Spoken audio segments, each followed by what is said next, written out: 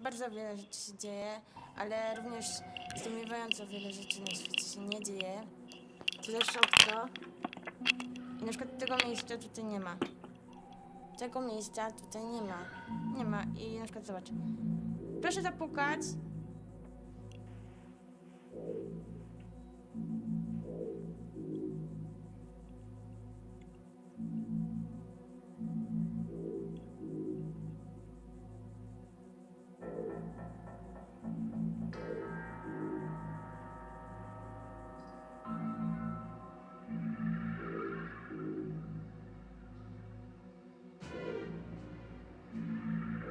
Bardzo wiele rzeczy się dzieje, ale również zdumiewająco wiele rzeczy na świecie się nie dzieje. To zależy od co.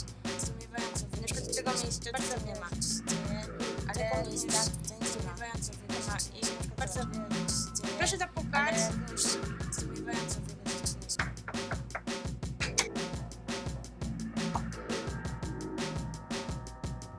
You have to understand physics.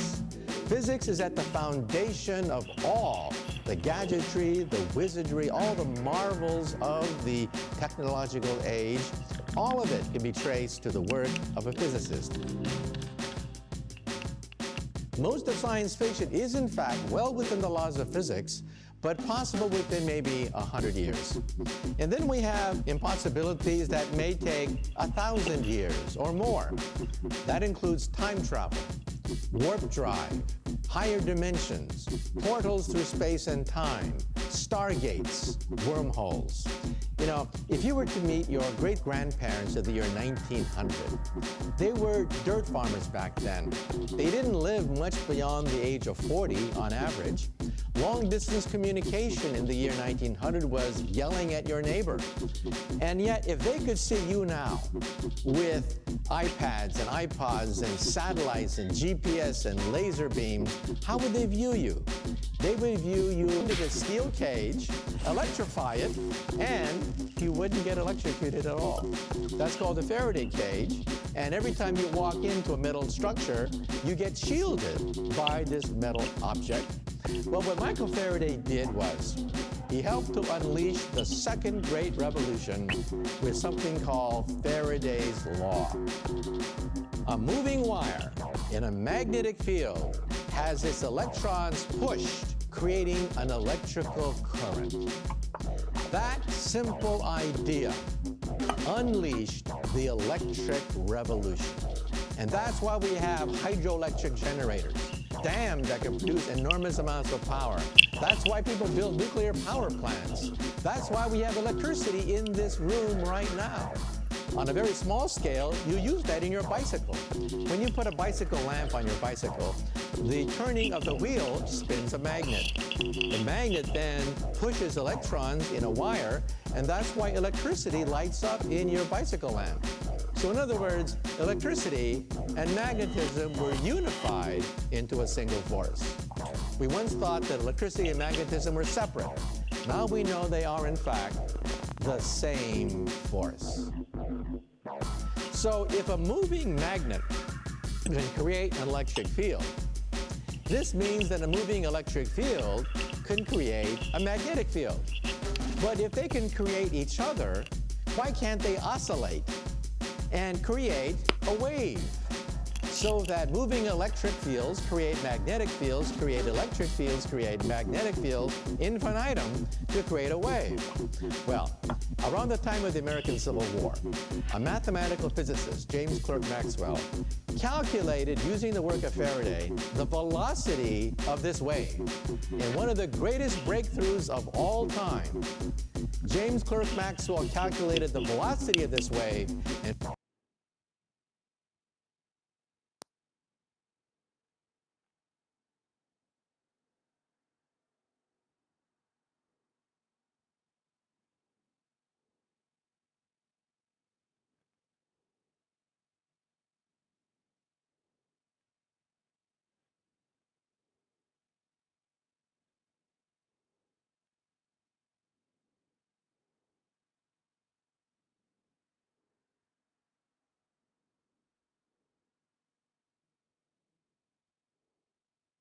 physicist, just like myself, He wrote down the mathematical physics of oscillating electric fields and magnetic fields, and they are called Maxwell's equations. These equations have to be memorized by every physicist in grad school. You cannot get your PhD without memorizing these equations. Every engineer who deals with radar and radio has to memorize these equations. And so, if you go to Berkeley, where I got my PhD, you can buy a t-shirt which says, "In the beginning, God said, the four-dimensional divergence of an antisymmetric second-rank tensor equals 0, and there was light." Ladies and gentlemen, this is the equation for light. The consequences of the electromagnetic revolution touch all of us. This is a picture of the Earth from outer space. Look at this picture. Europe, electrified. You can actually see the fruits of all of our efforts to create electricity, to energize our lives in one picture, seeing the Earth from outer space. So let's now talk about how Faraday and Maxwell's work touches your life as well. This is the Internet. The Internet is a simple byproduct of the electromagnetic force, and you can see that where there is the Internet, there's prosperity. There's science, there's entertainment, there's economic activity. Where there's no Internet, there's poverty. And recently by physicists. String theory, we think, is a theory of everything. Now, string theory, in turn, can be summarized in an equation about an inch long. That's my equation. This is called string field theory. And how will we test it? We are building a machine, the biggest machine of science ever built in the history of the human race, outside Geneva, Switzerland. It is the Large Hadron Collider. So the Higgs boson, we think, will be created by the Large Hadron Collider. A tube 17 miles in circumference with two beams of protons circulating in opposite directions, then landing together, creating a shower of particles. And among these particles, we hope to find the Higgs boson. But not only that, we hope to find particles even beyond the Higgs boson. The next set of particles beyond the Higgs boson are sparticles. The next layer of the jigsaw puzzle are called sparticles, superparticles, nothing but higher vibrations, higher musical notes of a vibrating string. And what else could we do? We can also unlock the secrets of the Big Bang.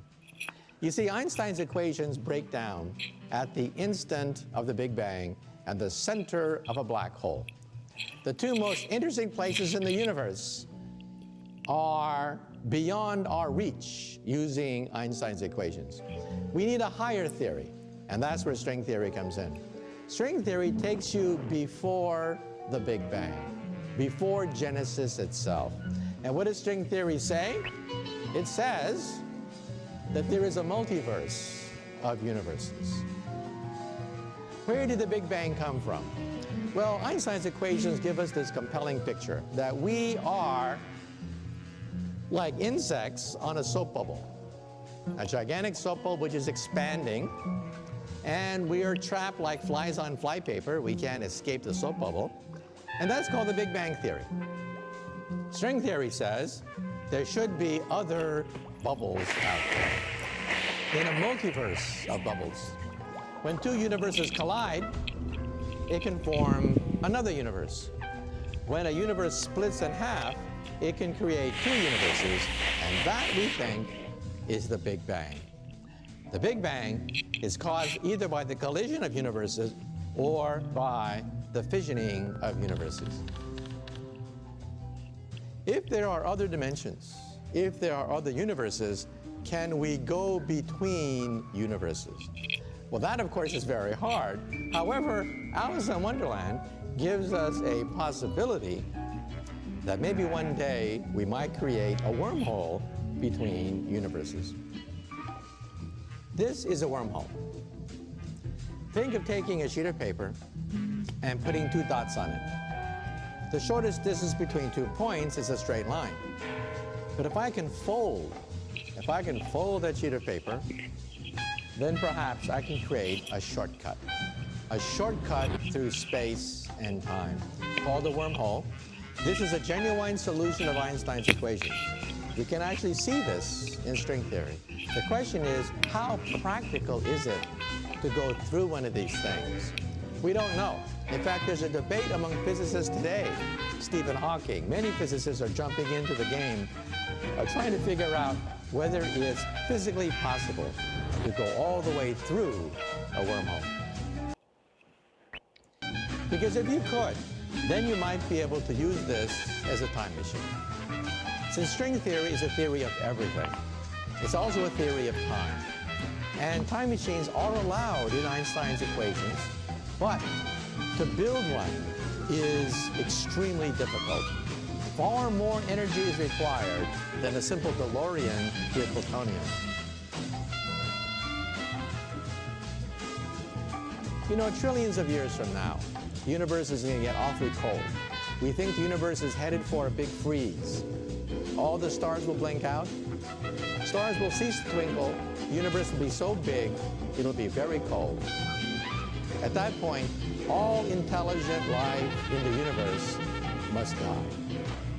The laws of physics are a death warrant to all intelligent life. There's only one way to escape the death of the universe, and that is leave the universe.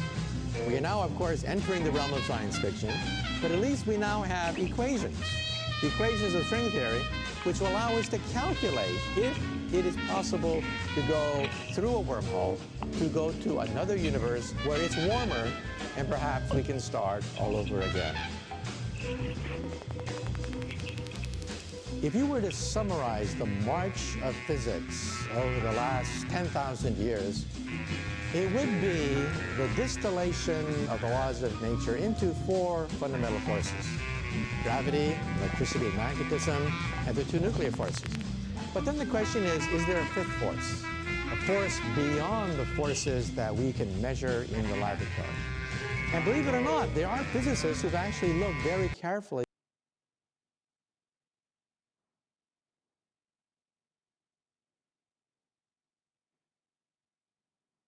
summarize the march of physics over the last 10,000 years, it would be the distillation of the laws of nature into four fundamental forces: gravity, electricity, and magnetism, and the two nuclear forces. But then the question is there a fifth force? A force beyond the forces that we can measure in the laboratory. And believe it or not, there are physicists who've actually looked very carefully for a fifth force. Some people think maybe it's psychic phenomena, maybe it's telepathy, maybe it's something called psi power, maybe it's the power of the mind, maybe consciousness. Well, I'm a physicist. We believe in testing theories to make sure that they are falsifiable and reproducible. We want to make sure that on demand, your theory works every single time without exception. And if your theory fails one time, it's wrong. In other words, Einstein's theory has to work every single time without exception. One time, Einstein's theory is proven to be wrong, the whole theory is wrong. Well, so far, we can reproduce these four physical theories, but a fifth theory cannot be reproduced.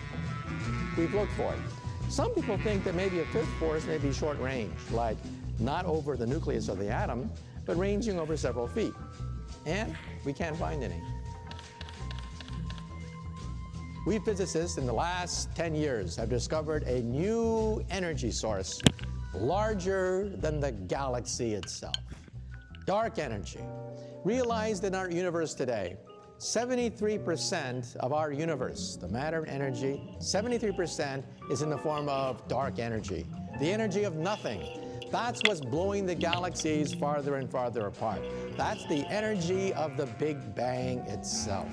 Kids ask the question, if the universe banged, then what made it bang? The answer is dark energy. 73% of the universe's energy is dark energy. 23% is dark matter. Dark matter is invisible matter. If I held it in my hand, it would go right through my hand. It holds the galaxy together. 23% of the universe is dark matter. Stars made out of hydrogen and helium make up 4% of the universe. And then what about us? We, the higher elements, We, made out of oxygen, carbon, nitrogen, tungsten, iron, we make up 0.03% of the universe.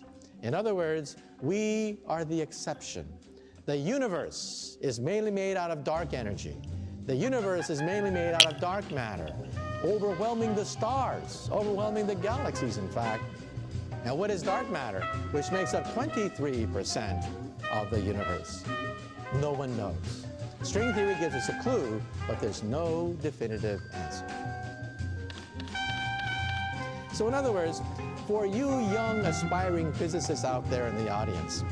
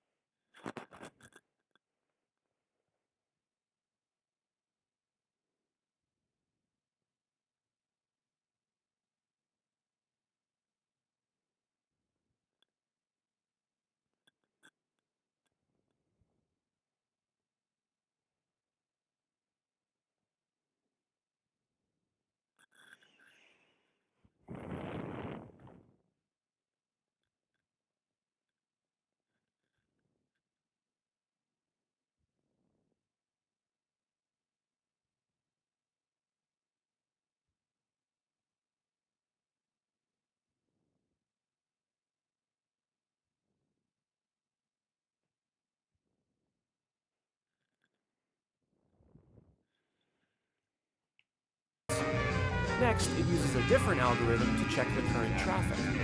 And then a third one takes that information and calculates the best available route. All of these algorithms are built right into the app's code. If there were any kind of error in that code, the app wouldn't be able to follow these algorithms correctly, meaning you wouldn't receive your directions. Both of these examples show how both humans and computers can use algorithms to perform everyday tasks. The difference is that computers can use algorithms and calculate things better, faster, and more efficiently than we can. Technology is only going to continue to evolve and get even better at what it does. As long as coding and programming continue to be used, algorithms will be at the heart of these technologies, guiding what they do and how they do it.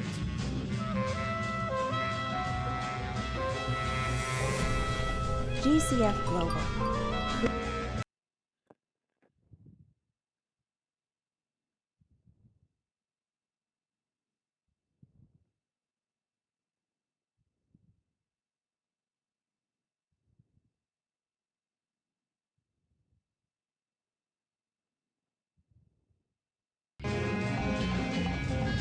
There's sometimes called upon to help fix the Roscoe Chapel where the light has damaged the paintings, and also where when you look up there's this big dark presence over there. So that's something that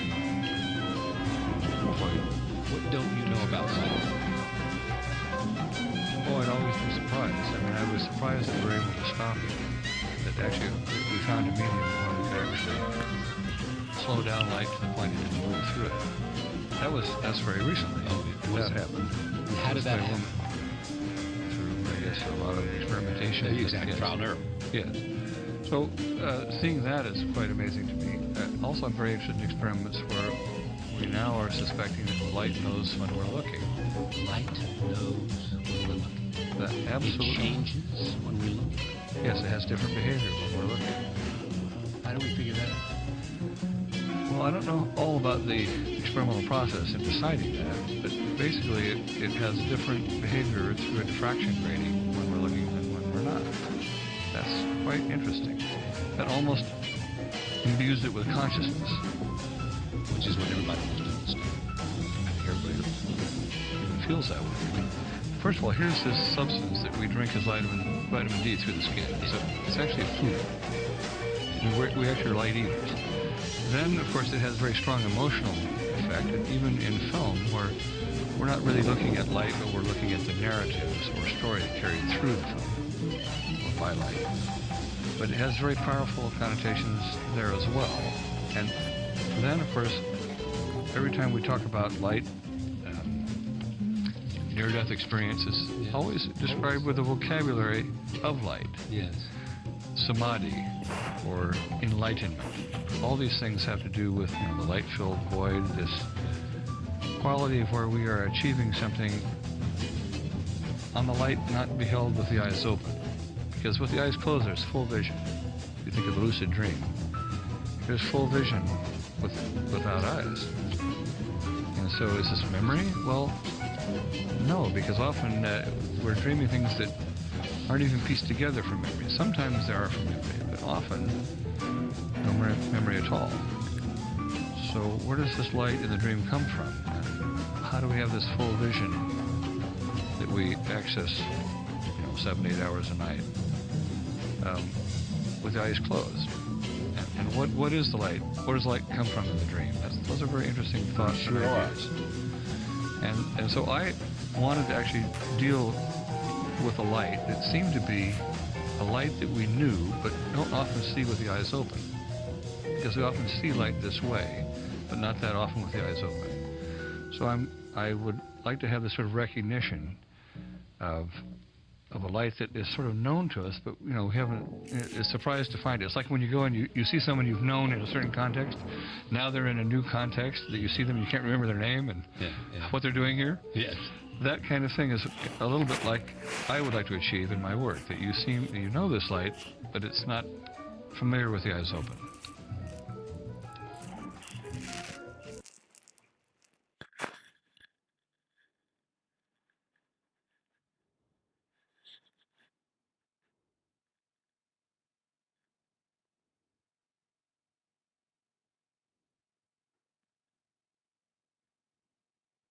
feel very comfortable about in terms of, how important the mental struggle was, for us, and what that offers us in terms of being these paintings, being able to, give you the mental strength to get through things. You believe painters can give you mental strength? Yes. How do you think they do that? I think it's like a good book, like a good piece of poetry. The need of that, what that is. I think it's also a young person can say, well, if he can do this, I can do this. You know what I mean?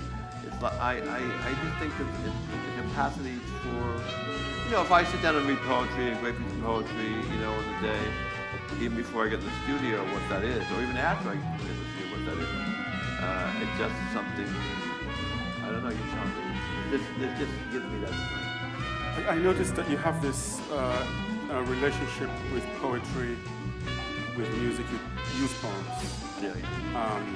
You're inspired by poems, your paintings. You like Rilke, Neruda, people like that. Music you work with, you've got this greatest soundtrack, painting soundtrack. Do you feel that there's this useful affinity between the arts? Do you feel that they speak the same inner language in different forms? Yes. So when you're inspired by a poem, is it the same way as when I'm inspired by your painting? From the inside of one's reaction to it and how it mediates with the world? Or do you have a different relationship with the different arts that you draw from? No, I'm inspired by those things. I think it's Do you teach us color mean to you? what is color? Light, color is everything. Color is light. I mean, color is so many things. Color is like something people don't know much about. Color is everything. I mean, color is magic. Color gets into like, who knows? That's the thing about color. It's so personal.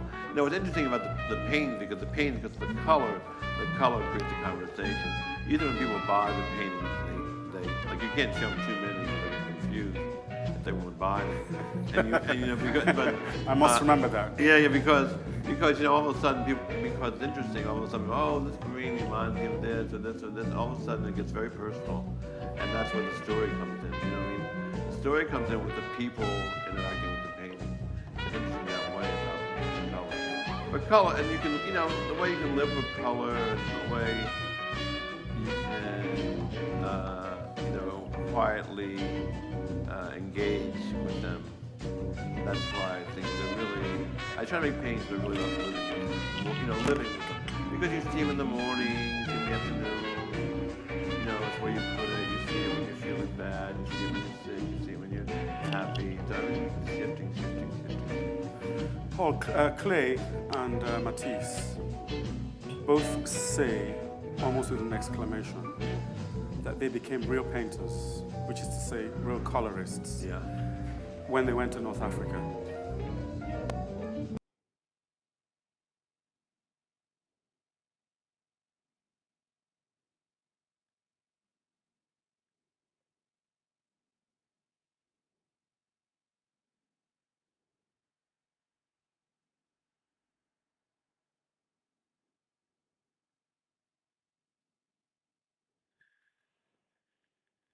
Go back in them at all. So in a way, you're not painting them cold. You're painting them having, I'm painting them when I'm really in the zone. Exactly. I'm really in the zone. Exactly. Not until I'm really in the zone.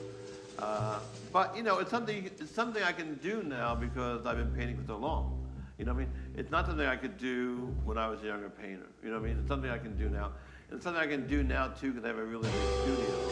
And I can see things, I can walk around. My studio is bigger than this. So I can walk around, I can see everything, you know what I mean? I can just get to things very quickly. But the light is different in the afternoon from the morning, so... The light doesn't make any difference. Light makes no difference? No difference. Okay. I can paint in the dark.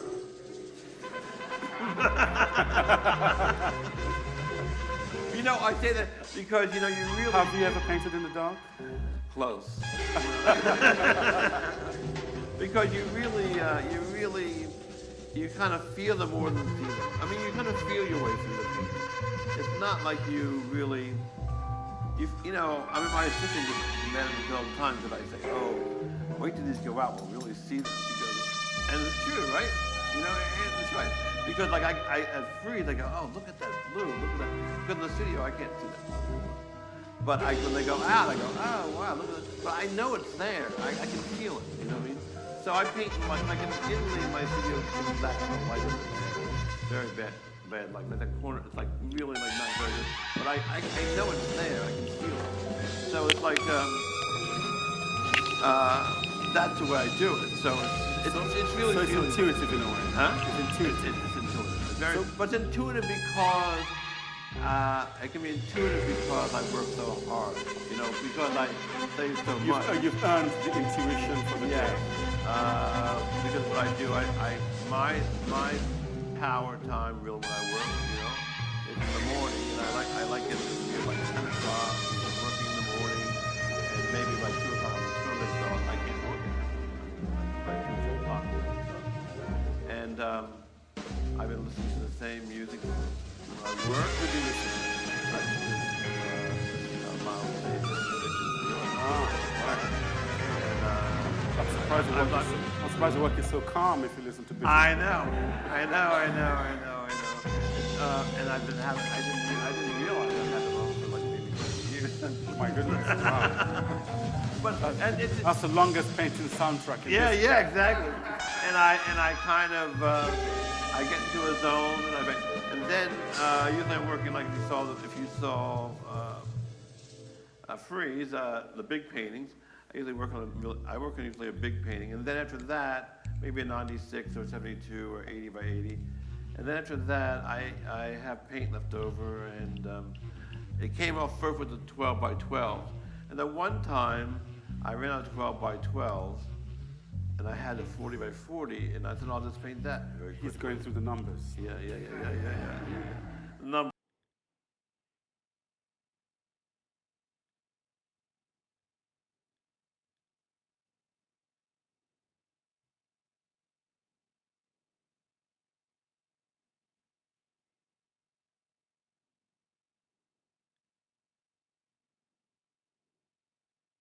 Know all about you. So it's very different. So that's all kind of new to me, and you know, it's just the way it is. And it's it's a good thing, not a bad thing. You know, I'm happy that people love the work. Well, we absolutely do. And I've got a question about numbers. 96. I'm not good at numbers. Go ahead. You're really good at these numbers. Okay. You're really good at these numbers. 96, which comes to 15, which comes to 6, 72, which comes to 9, 60, which comes to 6, 4, which comes to 10, 20, which comes to 2, or 12, which comes to 3. Why those numbers? No idea. These are the 7 size squares. Oh, that's because you know, it's like everything else I do. It's kind of filled out. I mean, some of it's just odd, like the small piece as well. That was something. My little paintings happened because we used to be an all art supply dealer with David Davis. It's my art supply. And one time I went to get some paint, and he had a bunch of little canvases mixed up in a box. And so I took a couple and I just painted them. And I painted them, you know, sort of like, again, like at the end of the day, I just painted them. And On those small canvases. Okay. It was like you know, you're always looking to expand your practice, and I was thinking, well, this might be, in a way, you open things up so things come to you. So these little canvases, so I thought make these. And then the square painting, the way that the square was, I didn't really want that. I didn't want that landscape, the wide landscape. And then I was in Rome and I just wanted to go something more classical. And actually, the square was more of a challenge. I wanted to have things that was different. And the rectangle I can really do. But the square is really difficult to get into. So it was a challenge to have that kind of really tight space. So it's a limitation. Limitation, really tight space. And so sort of like just really condense it. And it was really for the drama, you know, to have that, you really want to have that drama and all that. So that was what that is. Now, like there's a painting I had in Frieze, it's a long painting. That's something I went back to. So, you know, as you get older, you have your own history too. So I can sort of go back and look at my own history and rethink about it. And I first, you know, the paintings were really about space in terms of a landscape. But when I was in Rome and went to Europe and Rome, then the architecture came into it. If we just take the beautiful accident of this painting right here behind us. Yeah. When I look at that painting, my first feeling is that I need to look at that painting. Yeah, constantly. In fact, I drew all the time, and in kindergarten, well, in the States, you go to kindergarten, then first grade. And so I could draw all the time in kindergarten, but then I had to go to first grade and have to start to read, which was a real, I didn't want to read. So I sort of felt like I spent my time from then till I got to art school looking out the window. I was always absorbed in the visual. I was always the visual person, you know, so I was always that. I always was involved with looking out the window. That's the second time you mentioned window. I like conversation. Would you say your work is a conversation? Would you say your painting is a conversation? Or is Well, you know, it creates a conversation. The work creates a conversation. Who would you say your paintings are in conversation with?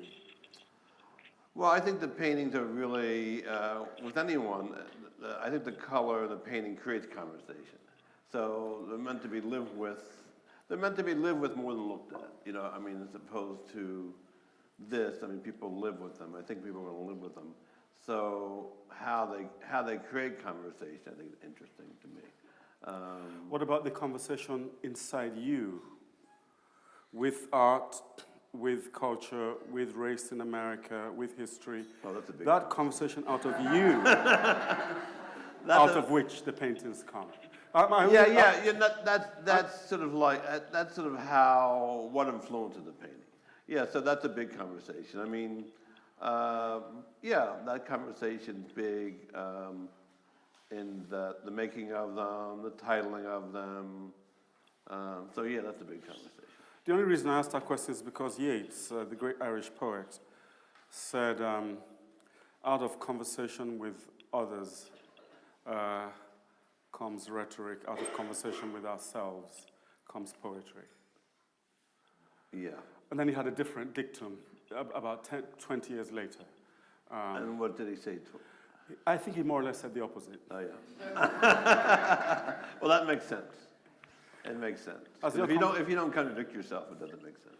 Has your Utopia and the Commons. Well, I want to say, first of all, that it's very interesting and significant that utopian thinking really begins in the 16th century with the rise of capitalism and the destruction of the commons. You have some social utopias, what could be called utopias in the Middle Ages. For example, the representation of the land of cocaine. And, but that's a kind of a fantasy. I wouldn't call it a utopia. I mean, it's a fantasy about a land in which everything is good from a physical point of view.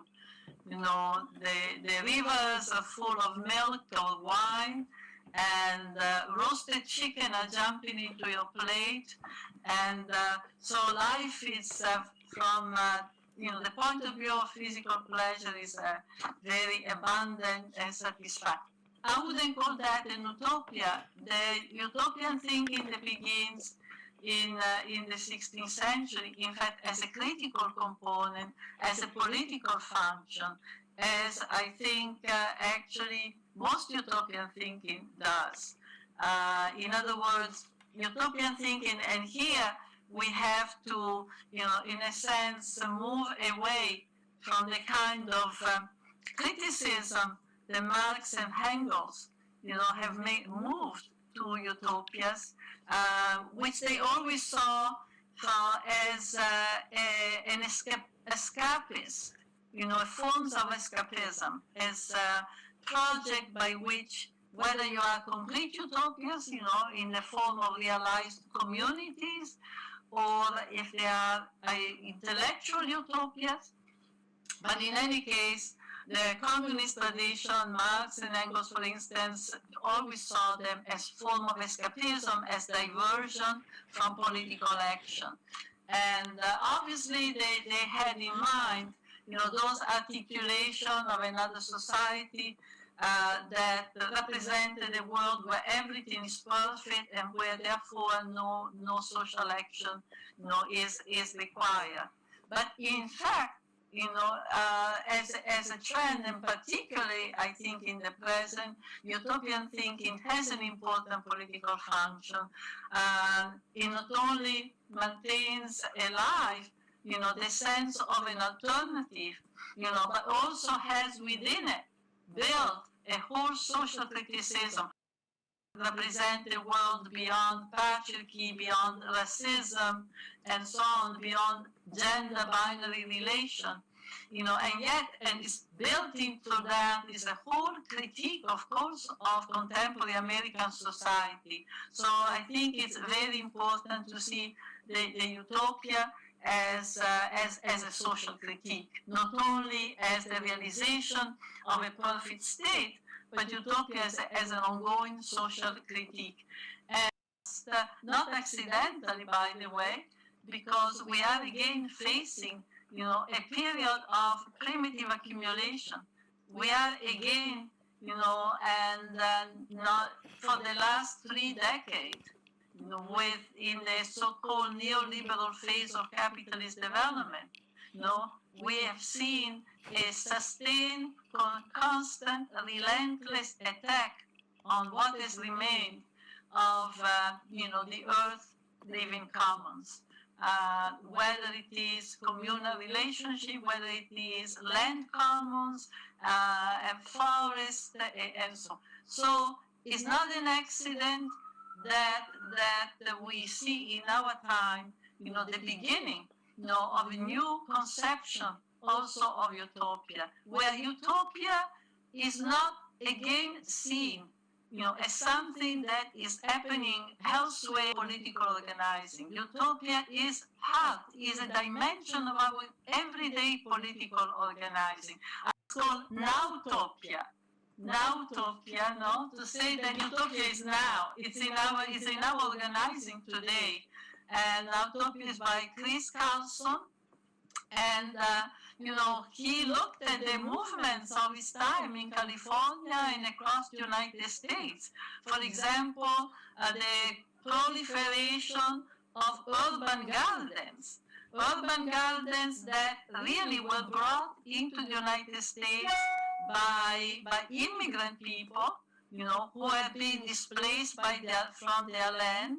And when they arrived, in the cities, they began to look for a space. They began to look for places where they could, sow something. And the urban garden represented a very, very important moment, in the development of, political relation across the country, because not only they enable some community, very much deprived as far as social resources of some vegetables, because it has meant for millions and millions of people the lack of security, it has meant the precarization of existence, the precarization of work, but at the same time, the breakdown of the discipline of wage labor has also meant that the need to reinvent our life one's life in other ways. The possibility of breaking in the cracks opened up by that crisis, also new possibilities have emerged. And in Reinventing the World, I make many examples of this construction of utopia in the present. For instance, for all its limits, I believe that the Occupy movement, was a kind of utopic moment.